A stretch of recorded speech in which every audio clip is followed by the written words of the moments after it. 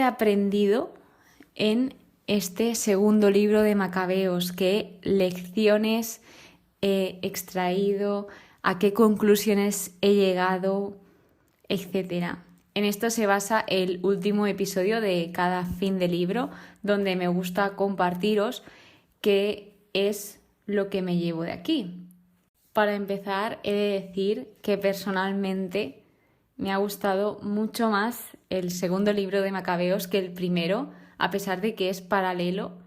Me ha gustado mucho más esa forma que han tenido de nombrar a Dios, cómo han remarcado la confianza en el Señor, pero sin embargo el primer libro de Macabeos también me gustó, simplemente que este me ha gustado un poquito más.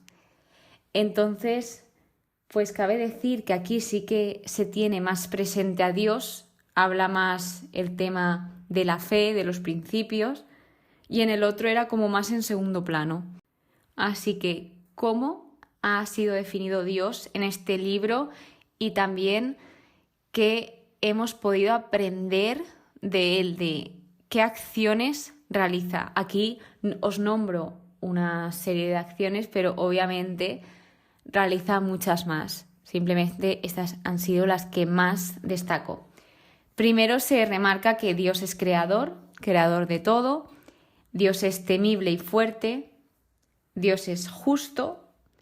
Aprendimos en este libro, y bueno, más que aprendimos, nos dejó muy claro que Dios detesta la injusticia y que al final Dios siempre hace justicia. Luego que Dios es misericordioso. Dios es único, y aquí le llaman Rey único. Dios es bueno. Dios es generoso. Dios es todopoderoso. Es eterno, es fiel y compasivo. Y en cuanto a qué hace, pues en este libro podemos ver a Dios obrando, a Dios protegiendo, a Dios salvando, eligiendo, santificando, peleando por su pueblo. Esta es como una de las que más destacaría, donde se ve cómo Dios lucha y defiende a su pueblo. Que Dios castiga, Dios vive, es un Dios vivo, Dios todo lo puede y todo lo ve, Dios guía y por último Dios ayuda. ¿Y cómo le nombran las personas en este libro? Es decir, ¿qué nombre le dan? Porque generalmente directamente no le llaman Dios, sino le llaman pues Yahvé, el Señor. En este libro en específico le llaman Señor de los cielos, dueño de la vida y del espíritu, Señor santo de toda santidad, Rey de reyes, justo juez, esto lo remarcan mucho, Señor todopoderoso, cielo, se refieren a Dios como el cielo nos dará esta victoria, refiriéndose a Dios, el soberano de los espíritus y de toda potestad, el soberano, gran soberano, y el Rey del mundo. Aquí también me he dado cuenta que tienen una gran variedad de nombres para Dios en este libro. En los anteriores pues sí que a lo mejor se le suele nombrar siempre de la misma forma, pero justamente en este libro le han sacado muchísimos nombres. Así pues, venimos ya con la parte de las conclusiones, de las reflexiones, más bien de las lecciones que he aprendido, y voy a ir nombrándolas punto por punto y comentando las que más pues significantes crea que son. En primer de todo tenemos pedir por los demás, y en específico en este libro se nos enseña esa oración, o se nos recuerda que también hay que orar por aquellos que no conocen a Dios para que lo conozcan. Luego, el celebrar las victorias, se les anima y se les invita a celebrar pues diferentes victorias que han adquirido, que han logrado el pueblo judío y el pueblo de Jerusalén. Luego os comento un versículo que indicaba: el sol vuelve a brillar, porque llegaron a un punto que estaban tan mal y que no sabían por dónde seguir, y se dieron cuenta de que al final, cuando lograron reconstruir todo, el sol volvía a brillar. Y con esto lo que pude extraer es que podemos estar en un momento de nuestra vida donde solo veamos oscuridad y no veamos ni un rayito de luz, pero te aseguro que el sol volverá a salir, el sol, como dice aquí, volverá a brillar y pues poco a poco. Es un proceso y nunca hay que perder la esperanza. Bueno, se remarca la importancia de la oración y aquí se remarca que también es muy importante orar por los sacerdotes, porque al final son una figura muy importante y que muchas personas como que los tienen de referentes. Entonces, pues aquí lo que pasaba es que un sacerdote se desvió, aunque seguía siendo sacerdote. ¿Y qué pasa?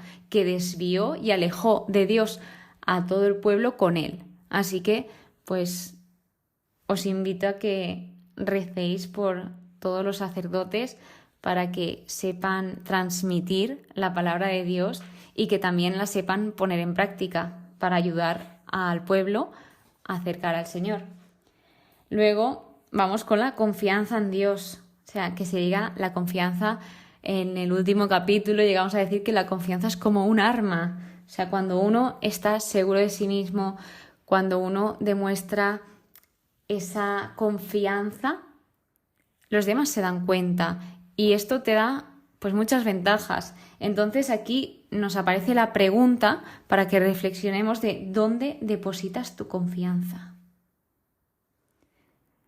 Y bueno, pues después de esto se nos enseña a saber guardar bien las cosas importantes y a reunir la importancia de la unidad, es decir, de estar todos juntos, porque todos juntos al final somos más y somos más fuertes.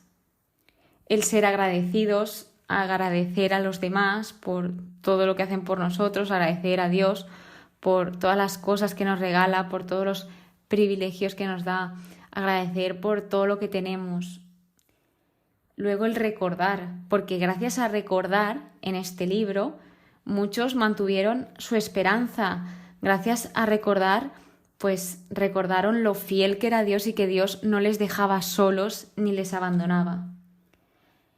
El esfuerzo de otras personas para que tengamos conocimiento de estos hechos. Aquí me refiero. El autor de este libro, que es Jasón de Cirine, el autor del libro de Macabeos, pues él nos indicaba tanto al principio como al final que eran 5 libros que tenía que resumir en uno. Así que él lo iba a hacer todo lo mejor que pudiese y pues intentando que el pueblo comprendiese ese libro, que fuese algo fácil y que les sirviese, que les fuese útil. Entonces, gracias al esfuerzo tanto de esta persona como de todas las que han pasado por la historia y nos han dejado cosas así escritas, pues hoy en día podemos aprender y tener conocimiento de todo lo que pasó.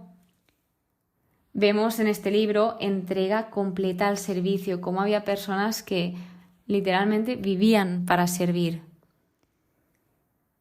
Y nos aparece otra pregunta de reflexión: ¿cómo no actuar cuando tenemos diferencias con los demás?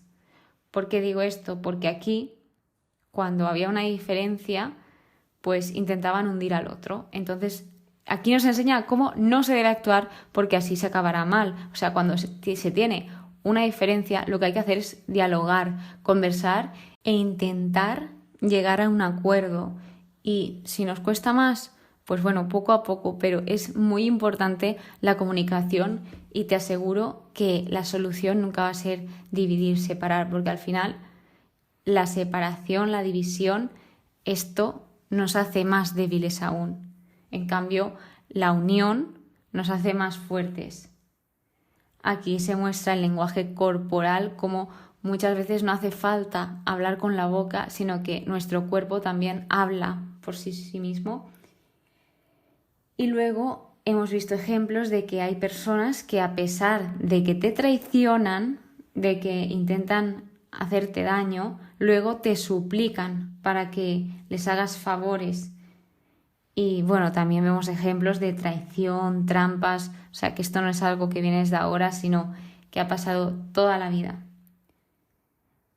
Hay ejemplos también de conversiones y estas personas que son convertidas por Dios dan testimonio y se ven diferentes testimonios de que pues puede que tu testimonio se parezca un poco al de alguien, pero al final todos y cada uno de los testimonios son únicos, porque Dios es tan original que a cada uno pues nos habla de una manera distinta o pues se nos presenta de una manera distinta.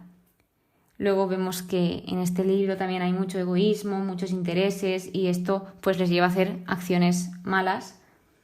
Luego, importante, el ejemplo repercute en los demás.